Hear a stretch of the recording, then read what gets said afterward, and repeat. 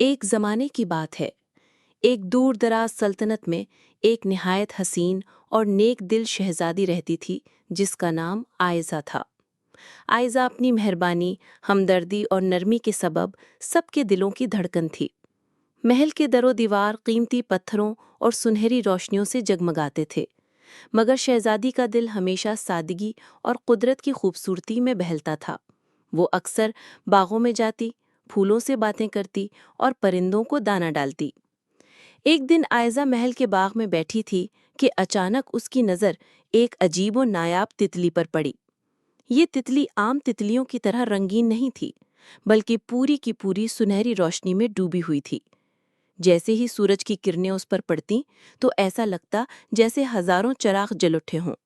شہزادی نے حیرت سے کہا، کیا خوبصورت مخلوق ہے، میں نے آج تک ایسی تتلی نہیں دیکھی۔ تتلی اڑتی ہوئی آہستہ آہستہ شہزادی کے قریب آ گئی، جیسے اسے کچھ کہنا ہو۔ آئزہ نے ہاتھ بڑھایا تو وہ تتلی اس کی ہتھیلی پر آ کر بیٹھ گئی۔ اسی لمحے ایک نرم اور جادوئی آواز گونجی، اے نیک دل شہزادی، میں عام تتلی نہیں ہوں، میں ایک جادوئی رہنما ہوں۔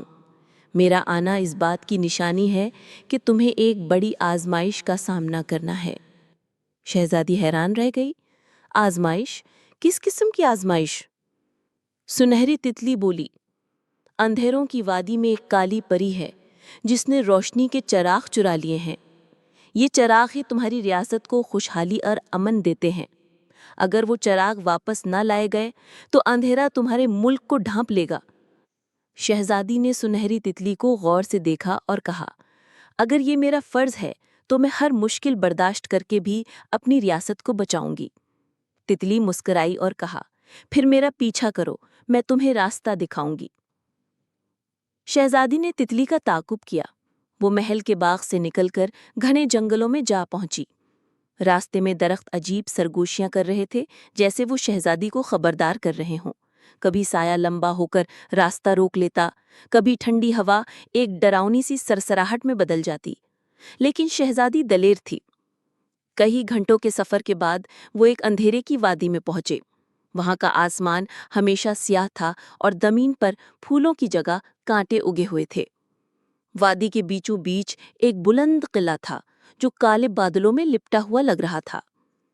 سنہری تتلی نے شہزادی سے کہا، یہی وہ جگہ ہے جہاں چراغ چھپائے گئے ہیں، لیکن یاد رکھو، تمہاری بہادری اور نیکی ہی تمہیں کامیاب کرے گی، نہ کہ تلوار یا طاقت۔ شہزادی نے سر ہلایا اور آگے بڑھ گئی۔ قلعے کے اندر داخل ہوتے ہی آئزہ نے دیکھا کہ دیواروں پر کالی بیلیں لپٹی ہوئی تھیں اور ہوا میں سردی اور نحوست گھلی ہوئی تھی۔ اچانک ایک خوفناک ہنسی گونجی،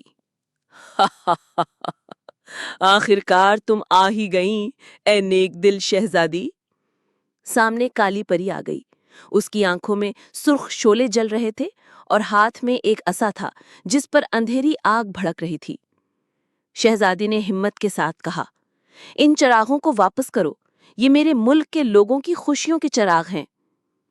کالی پری نے تنزیاں ہنسی، خوشیاں؟ میں اندھیروں کی ملکہ ہوں، جہاں اندھیرا ہو وہاں میری حکومت ہے۔ تمہیں ان چراغوں کی ضرورت ہے تو پہلے یہ ثابت کرو کہ تم ان کے لائق ہو۔ شہزادی نے پوچھا، میں کیسے ثابت کروں؟ پری نے کہا، 3 آزمائشیں ہوں گی۔ اگر تم کامیاب ہو گئیں تو چراغ تمہارے، اگر ناکام ہوئیں تو تم ہمیشہ کے لیے اس قید میں رہو گی۔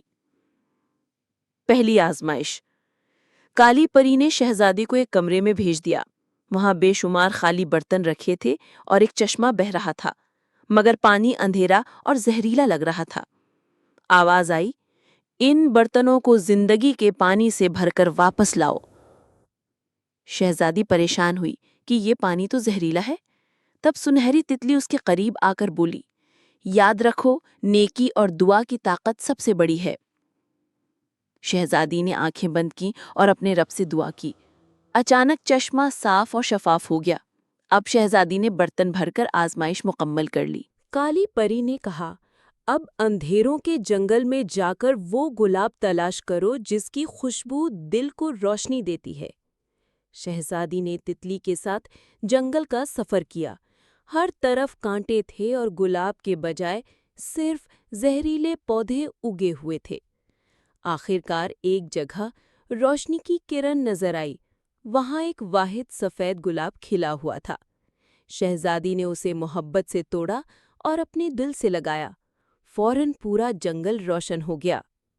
تیسری آزمائش۔ اب کالی پری نے آخری امتحان دیا۔